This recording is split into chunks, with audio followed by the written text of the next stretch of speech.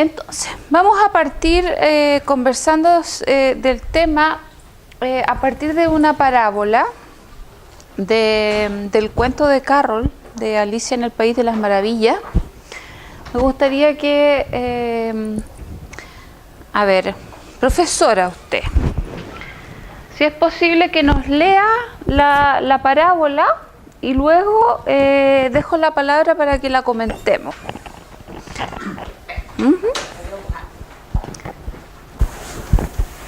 Mínimo de Cheshire,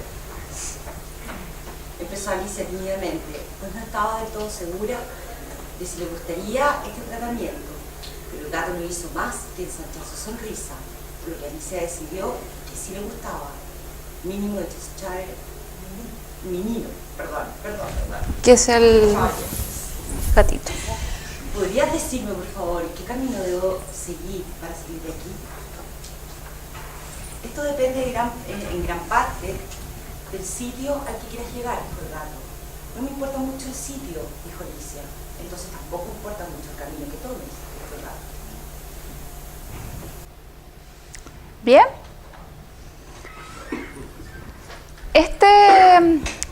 El extracto de este texto lo menciona una profesora que se llama Erika Himmel en un texto que ella tiene relacionado con la evaluación en la educación superior. Ella fue Premio Nacional de Ciencias de la Educación el año 2011 y está acá citado en la presentación que les vamos a enviar. Sin embargo, lo que nos interesa de esta parábola y para introducir el tema es primero preguntarles por qué creen que les estamos compartiendo esta parábola. ¿Qué objetivo perseguimos nosotros con presentarles esto?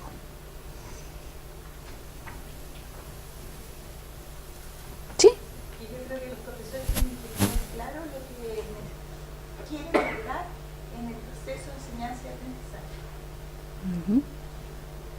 ¿Alguien más? Por lo tanto, sí es importante el camino que tomas, digamos, ¿no?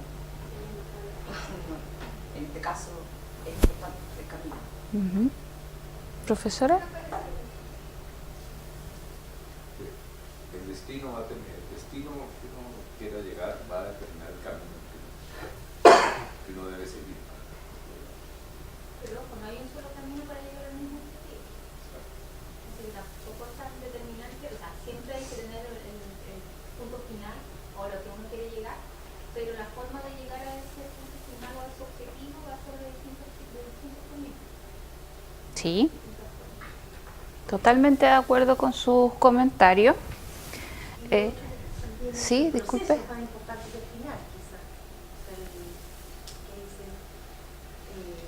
Volvamos atrás.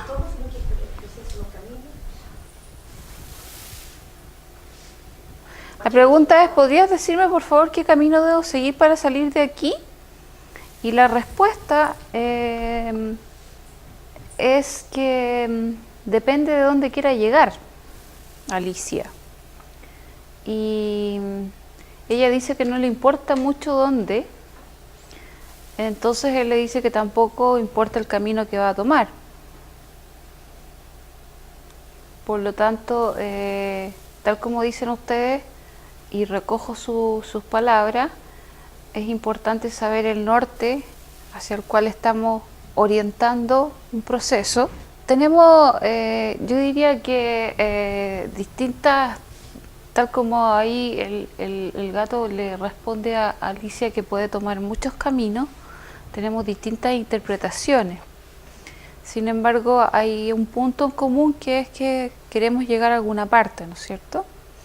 Y en función de eso vamos a hacer una actividad que es muy breve, no más de 10 minutos. Les voy a pedir que en sus cuadernos y de 2 personas den respuesta a estas preguntas.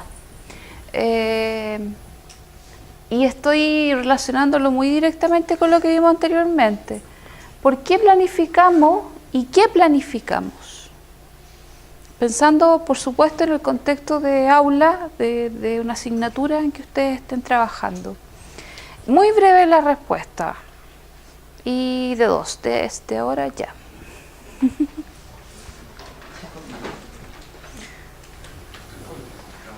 ¿Podemos hacerlo 3? Sí.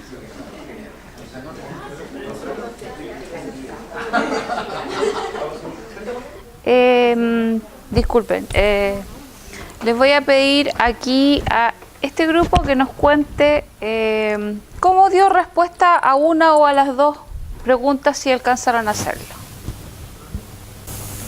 ¿Por qué planificamos? Llegamos a una idea para ordenar, dar coherencia y una estructura a los contenidos. ¿Y en el qué planificamos?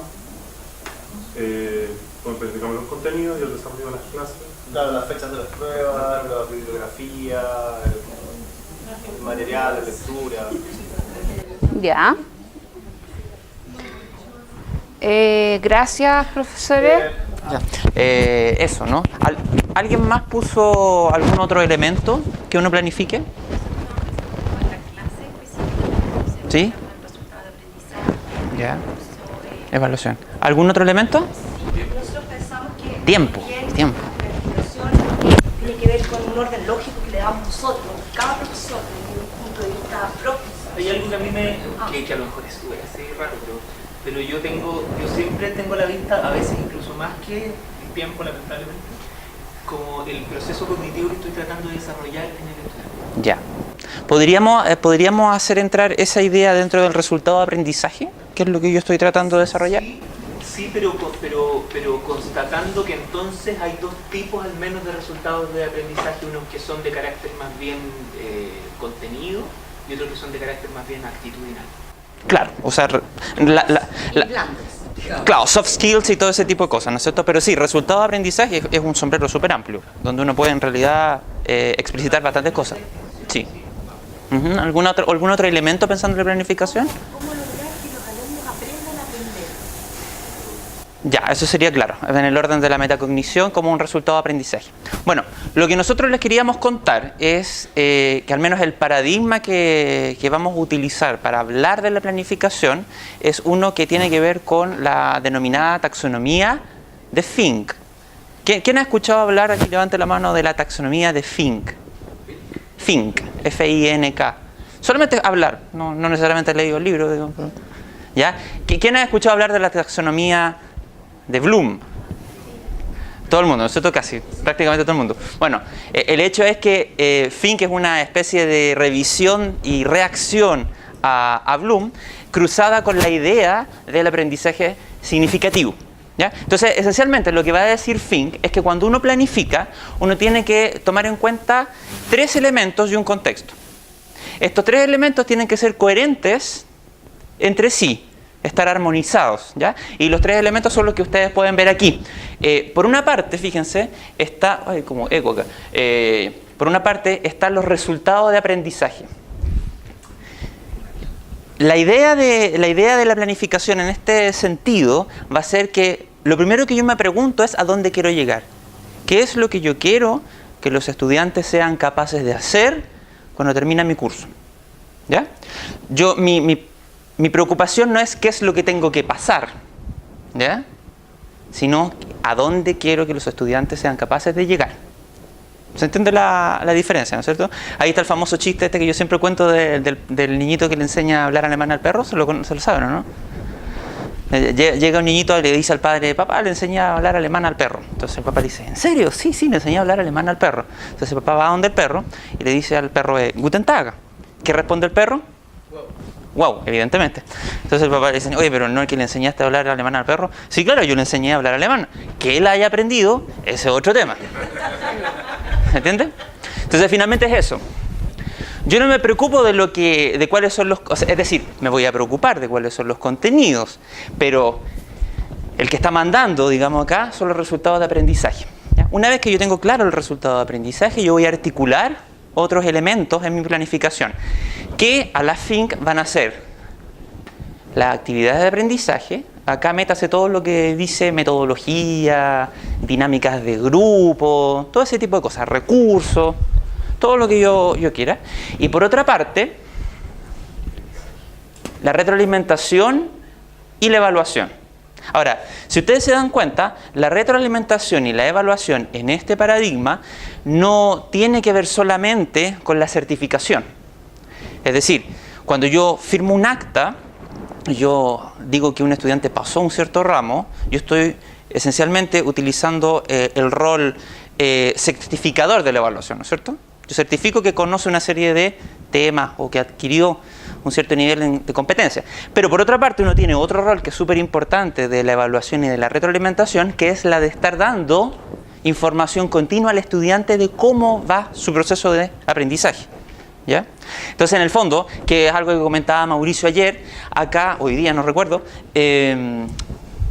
uno debiera empezar a entregar retroalimentación al estudiante desde prácticamente la primera clase. ¿Qué es lo que está pasando? ¿Ya? Si uno deja eso para la primera solemne, va a haber un problema, porque hay, qué sé yo, un montón de tiempo que hay muerto, entre comillas, donde el estudiante no sabe dónde está, y lo que es peor, el profesor no sabe dónde está el estudiante. ¿Ya? Entonces, entiéndase evaluación como algo que es permanente, y que está articulado con las otras cosas.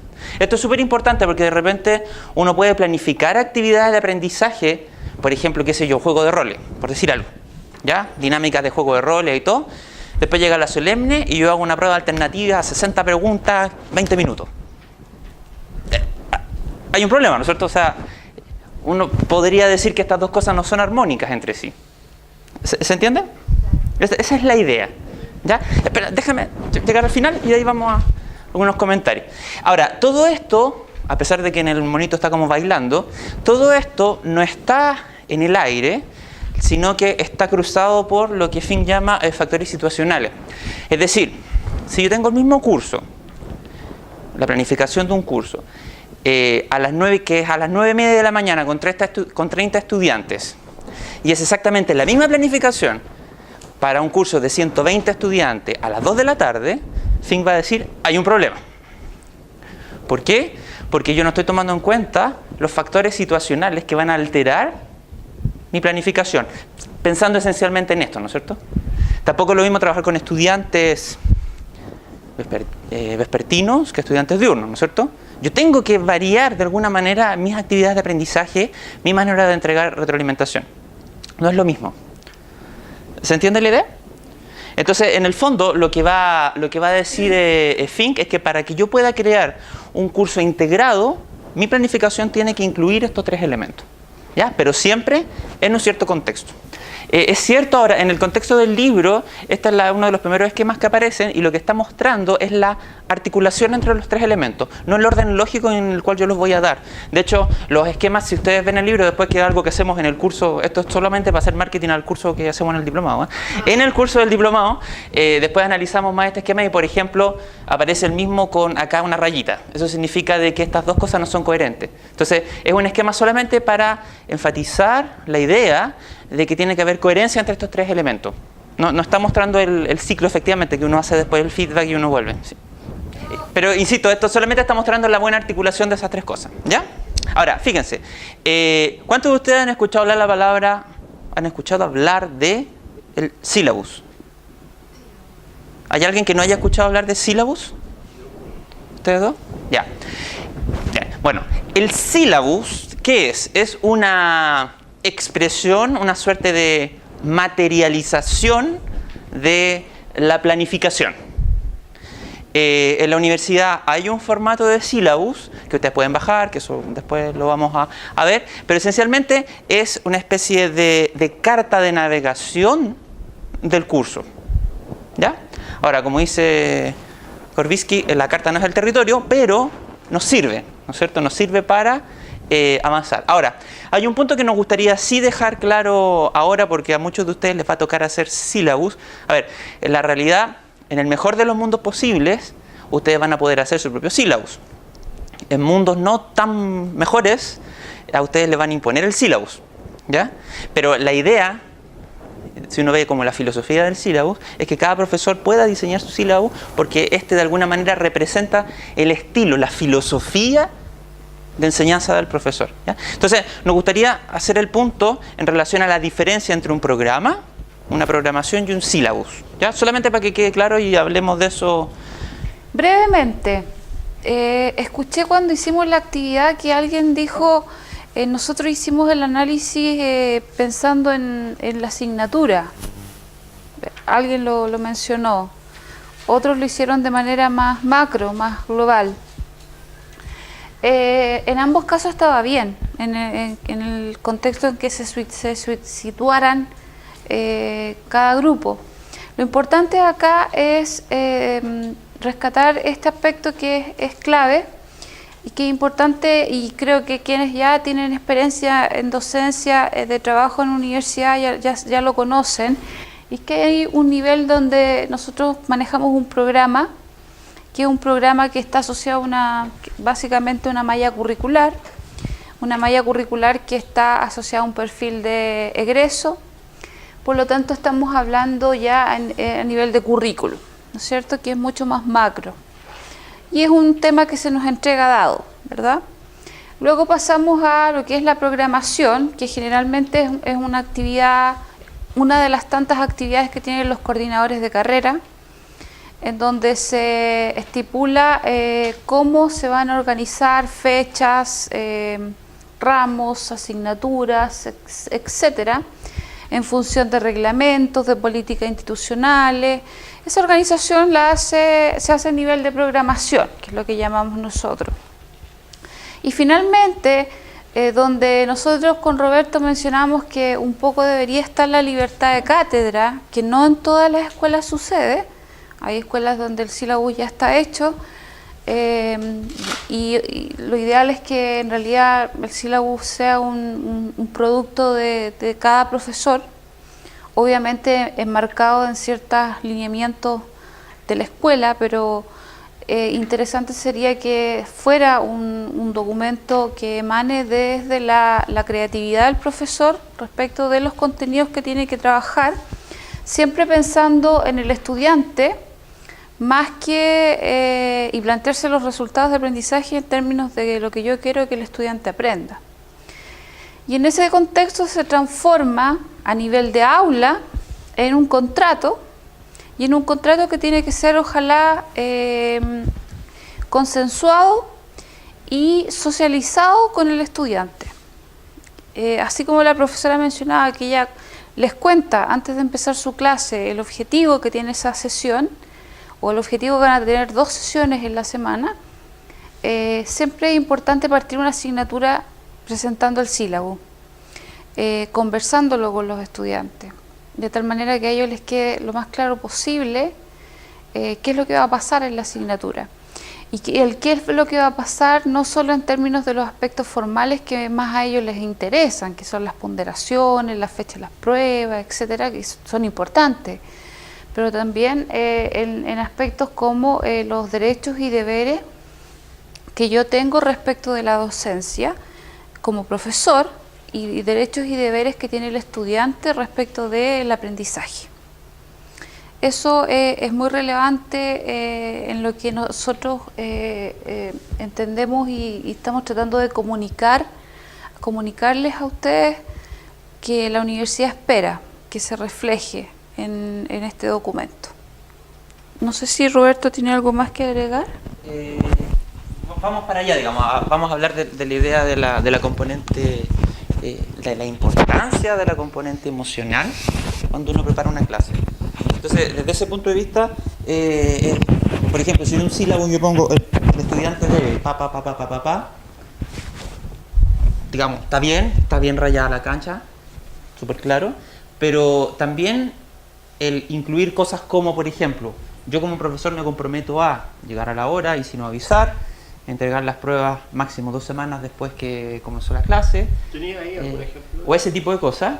Ese tipo de cosas, de decir, poner, yo espero que ustedes hagan tal cosa como estudiantes, pero yo como profesor también me comprometo a tal cosa. Eso genera ya una puerta de entrada para el clima que va a haber en esa clase. Hay una estrategia, por ejemplo, que utilizan algunos profesores, que es no entregar el sílabus la primera clase, sino que en la primera clase preguntar eso. ¿qué me pedirían ustedes como estudiantes? Evidentemente hay que dejar de lado las cosas que puedan ser un poco descabelladas, pero si son cosas razonables, uno podría a la segunda clase, por ejemplo, subir al aula virtual el sílabus incluyendo eso. Entonces eso tiene mucha más pinta de un contrato que el solamente entregarle un documento y después decirle, bueno, este es el contrato. Pero cuando uno compra un departamento, uno sabe que el contrato lo lee el que compra y el que vende, y ambas partes son capaces de decir algo al respecto, ¿no es cierto? Ahora, si el estudiante va a criticar, por ejemplo, los resultados de aprendizaje, ahí probablemente no pase. Pero lo que tiene que ver con la dinámica de la clase, personalmente yo pienso que es importante abrir esa posibilidad. Mira, la idea es la siguiente. El programa tiene los resultados de aprendizaje y es el documento, por ejemplo, si un estudiante se cambia a otra universidad, que le van a preguntar. A la persona que recibe no le interesa que en la clase 10 dio, qué sé yo, la filosofía de Kant, no le interesa. Lo que le interesa es cuáles son los resultados de aprendizaje, la bibliografía tal vez, ¿no es cierto? Y los contenidos, ¿ya?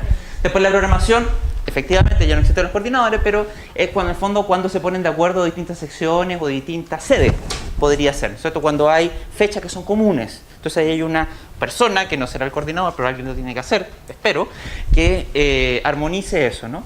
Ahora, el sílabus incluye lo anterior, incluye un clase a clase. Ahora, ¿cuál es la idea del clase a clase?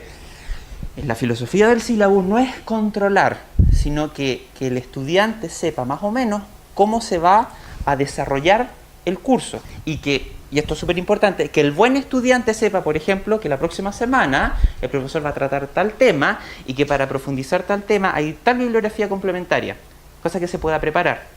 Ahora, evidentemente, si uno hace eso muy rígido y hay un paro, todo el sistema se cae. ¿Cómo se soluciona eso? Una posibilidad es poner una cosa tipo disclaimer al final que diga cualquier cambio, en el fondo este documento puede cambiar en función de la realidad o de las situaciones externas.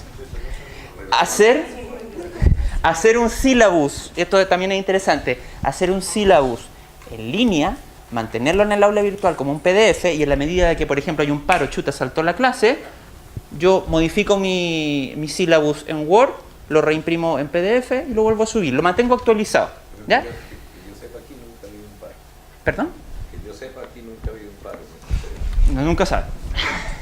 Uno nunca sabe. ¿Ya? Bueno. Ahora, puede pasar. Podría pasar. Terremoto, lluvia de sapos, de sangre, apocalipsis, arcángeles tocando trompeta, uno nunca sabe. ¿Ya? Por ejemplo. ¿Ya?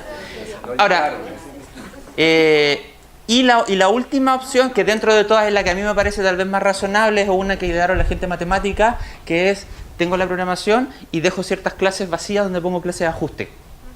Eso me permite a mí jugar. O sea, finalmente la clase de ajuste la utilizo como comodín, si que saltó una clase, más real. Pero más allá de eso, de que si en la clase N o en la clase N+1 vi una cosa u otra, lo importante es que el estudiante tenga una visión panorámica de qué se trata el curso, más o menos cómo se va a dirigir. Esa es la idea del sílabo. En lo que se ve en los anexos de programas que uno le entrega. Por ejemplo, sí, todo esto viene de fondo son ideas. ¿Por qué salió eso? Estoy tratando de conectarme para ver el... No, pero después lo vemos al final cuando lleguemos a eso. Para mostrarle dónde está... Por eso, después cuando veamos la parte práctica ahí llega. Bueno, les vamos a proponer el siguiente ejercicio. ¿Ya? Vamos a hablar muy brevemente. ¿Empezaste una hojita? Todos tienen una hojita en blanco, ¿no? Sí. Ya. Les vamos a proponer el siguiente ejercicio pensando en la planificación de una clase. ¿Ya? En el sílabus está la planificación durante el semestre de una clase. Evidentemente, clase a clase un profesor la prepara, ¿no es cierto? Uno se imagina más o menos qué va a pasar en esa clase. Entonces, le vamos a pedir el siguiente ejercicio. Se van a juntar en grupos, los mismos grupos que estaban recién. Y lo importante es que piensen en una clase que sea para ustedes mismos memorable. Puede ser una clase que tuvieron en la universidad, en secundaria, en primaria, y si tienen buena memoria, o se han hecho regresiones tal vez, no sé, en preescolar, qué sé yo, ¿ya? Piensen en esa clase memorable de la que siempre se acuerdan. Ese es el primer ejercicio, es individual evidentemente, y ustedes les pedimos que extraigan 5 características de esa clase memorable, ¿ya? Una vez que extraigan esas 5 características, las van a compartir en el grupo, las que tengan, ahí va a ser un pool de características, ¿no? Y ahora viene la parte difícil. Les pedimos que definan 5 y que las jerarquicen. 1 siendo la más importante y 5 siendo la no tan importante dentro de estas 5 que ya son en sí importantes. ¿Se entiende? Pero son características del profesor. De la clase. Puede ser la clase misma, puede ser del profesor, puede ser de la dinámica que se dio, del grupo, del aula, qué sé yo. ¿Ya? Primero individual, porque cada uno tiene que pensar en su experiencia y después lo comparten en el grupo. Por ejemplo, ustedes 3 podrían trabajar juntas. ¿Y después jerarquizan las tuyas o las de...? No, pues tienen que elegir 5. De las que tengan ustedes van a elegir 5. Hay algunas que se van a repetir, les apuesto. ¿Ya? Y ustedes eligen 5. Ahora, lo que nos interesa es lo siguiente. No citen 5 características del libro que uno sabe intelectualmente que son las que caracterizan una buena clase. El ejercicio es ir a pensar en una clase, recordar esa clase y a partir de la imagen que ustedes están creando en su memoria, extraer esas 5. La idea es que sea algo vivencial, no algo que pase por la cabeza. ¿Se entiende? Ya. Y para eso tenemos 3 minutos. No, una broma. Tenemos 10 minutos.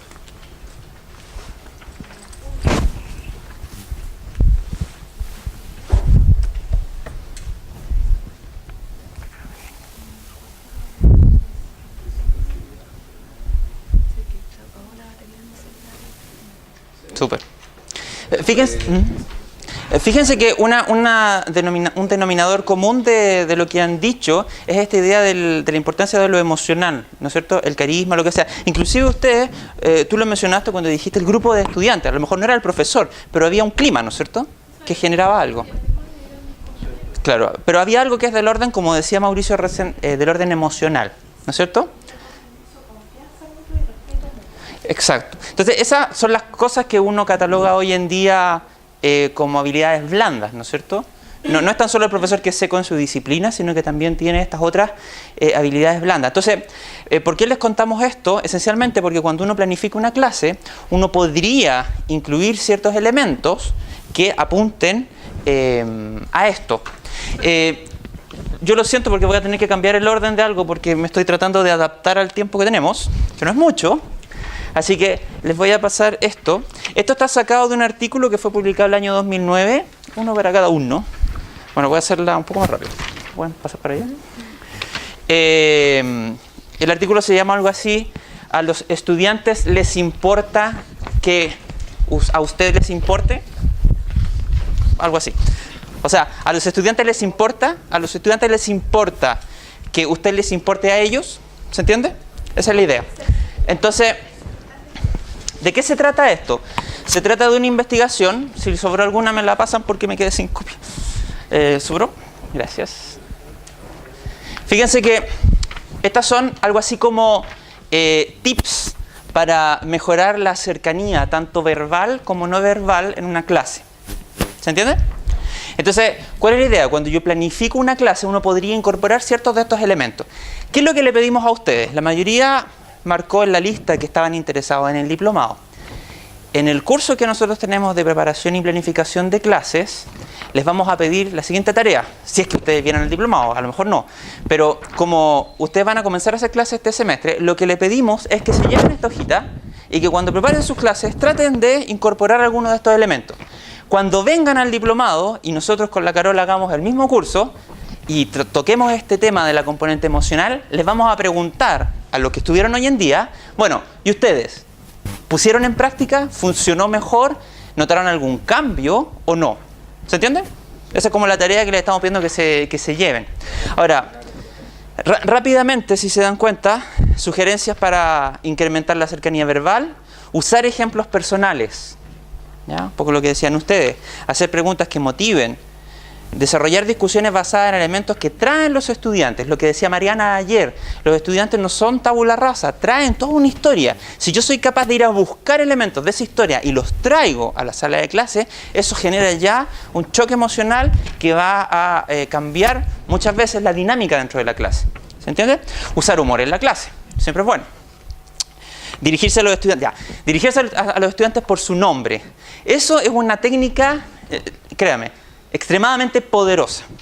¿Ya? Ahora, es difícil. Entonces, ¿cómo hay técnica? Lo típico, nadie ha levantado la mano, pero lo típico en esta parte es que alguien diga, pero yo tengo 150 estudiantes, ¿cómo pretende usted que yo lo haga? Entonces, en esos casos hay técnica. Entonces, por ejemplo, si tengo 150 estudiantes, ¿qué hago yo? Me paro afuera y cuando están entrando los estudiantes, le pregunto el nombre a 2 o 3.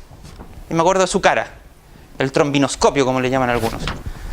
Me acuerdo de su cara. Entonces, después cuando yo estoy en la clase con 150 estudiantes, hago una pregunta y de repente digo, ¿y tú, Fernando, qué opinas de esto? Créanme que es así como, ¡no! ¡No es posible! Claro. Y Fernando... Ahora, evidentemente, si yo hago eso significa de que me estoy autoimponiendo la tarea de irme aprendiendo los nombres de otros. Porque si siempre es Fernando al que le pregunto, se van a dar cuenta de que no era así. ¿Se entiende? Ahora, si tengo un grupo de 30 es algo asible. ¿Ya? Pero es súper importante cuando a alguien lo llaman por su nombre, eso genera algo. Es distinto así, oye, déjate de jugar con el celular. Jorge, ¿podrías guardar el celular? Hay un abismo entre esas dos cosas, ¿no es cierto? ¿Ya? Referirse a nuestro curso y a lo que nosotros hacemos, entregar retroalimentación, preguntarle a los estudiantes cómo se sienten. Eso a veces uno no lo hace y generar un espacio para preguntarles cómo se sienten. Fomentar de sesiones de consulta, hacer preguntas que soliciten los puntos de vista de los estudiantes, entregar retroalimentación. ¿Ya? Y en el aspecto no verbal, fíjense, está hablar usando gestos coherentes. Distinto es hablar usando gestos que sean coherentes, decir, por ejemplo, en esta posición ocurre esto, en esta otra posición ocurre esta otra cosa, a que yo creo que todo el mundo ha tenido estos profes como que gesticulan. Eso no es lenguaje no verbal, eso es ruido no verbal, ¿no es cierto? Es como... Entonces, por eso que está la palabra coherente, ¿ah? Contaminación no verbal, ¿no es cierto? Entonces, importante incluir eso, ¿ya? Mirar a los estudiantes cuando se le habla, bueno, sonreír cuando se habla a los estudiantes, utilizar el espacio, cultivar una posición relajada, y esto, el último es tal vez también tan importante como el nombre, usar expresiones vocales con variaciones al hablar, no hablar plano, monótono, eso mata, duerme a cualquiera, digamos, ¿ya? Importante. Ahora, hay cosas interesantes. Hay gente que, me incluyo, tiene la tendencia a hablar rápido.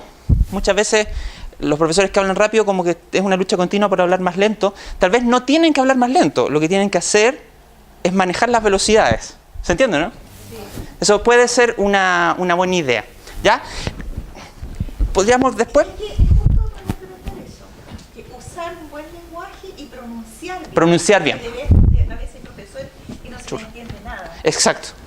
Bueno, fíjense, tomando en cuenta estos elementos, ¿cómo nosotros vamos a definir, y con esto termino, les prometo, cómo vamos a definir una planificación de la clase, pensando en la clase, como un ejercicio que tiene dos componentes, la imaginación y la flexibilidad? ¿Por qué la imaginación? Porque en el fondo, cuando yo voy a preparar una clase, lo que yo voy a hacer es crear una representación en mi mente, una estructura, una imagen de qué es lo que yo me imagino va a ocurrir en la clase. Voy a hacer esto otro, voy a implementar esta dinámica tal vez ocurra esto otro. Es como un mandala así, pensando en el día siguiente, ¿no es cierto?, en el tiempo. Ahora, lo más probable es que cuando yo llegue a la clase, todo eso se derrumbe, ¿no es cierto? Entonces, ¿cuál es el ejercicio? Imaginar lo que va a ocurrir, pero mantenerse flexible para ir cambiando en relación a lo que ocurra. Si yo tengo una planificación de la clase rígida, y por ejemplo hay un estudiante levanta la mano y hace una pregunta, y es la mejor pregunta que ustedes han escuchado en sus 30 años de profesor universitario, ¿ya? Pero yo tengo mi planificación rígida. Yo sé que si respondo a esa pregunta, la clase se me fue por otro lado. ¿Qué hago? ¿Respondo o no respondo a la pregunta?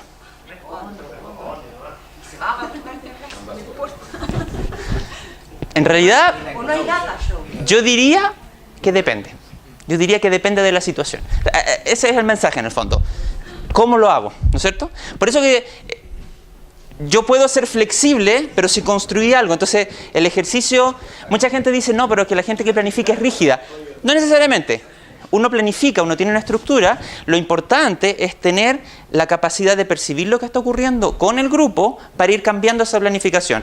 Y por eso pusimos estos dos personajes que están ahí. Son pedagogos ya muertos, antiguos, me gustan la historia. Entonces, el primero se llama Friedrich Herbart, que era un profesor alemán. Él hablaba del tacto pedagógico. Él decía, la capacidad, la facultad esencial que debiera desarrollarse en un profesor, tal vez la más importante de todas, es el tacto pedagógico, que tiene que ver con la capacidad de mediar entre lo que yo imagino, la teoría, y la práctica, lo que está ocurriendo. Cómo yo soy capaz de ser sensible a lo que está ocurriendo y ir modificando. Ahora, eso es interesante porque Herbart era filósofo, pero también era músico. Entonces, cuando él estaba hablando del tacto, él estaba hablando de un concepto musical, finalmente, ¿ya? Y el segundo es Steiner, el creador de la pedagogía Waldorf, que él decía, Rudolf, que él decía, una de las cosas esenciales que tiene que desarrollar un profesor es la capacidad de percepción. ¿De percepción de qué? De esos estudiantes. De qué es lo que está pasando en la clase. Si yo tengo una planificación y yo veo que los estudiantes están quedando todos dormidos, y yo sigo con mi curso igual, y da lo mismo, le sigo dando, hay un problema. Por eso es importante esto de estar mirando lo que está ocurriendo. ¿Se entiende, no? Claro. En la medida de que yo soy capaz de tener este tacto pedagógico y de estar percibiendo lo que está ocurriendo, yo puedo ir adaptando lo que planifiqué, hasta el punto de botar toda la basura y hacer otra cosa, ¿ya? Pero siempre teniendo en cuenta qué es lo que yo inicialmente había hecho. ¿Se entiende, no? Esa es la idea de la planificación. Bueno, con esto terminamos el módulo.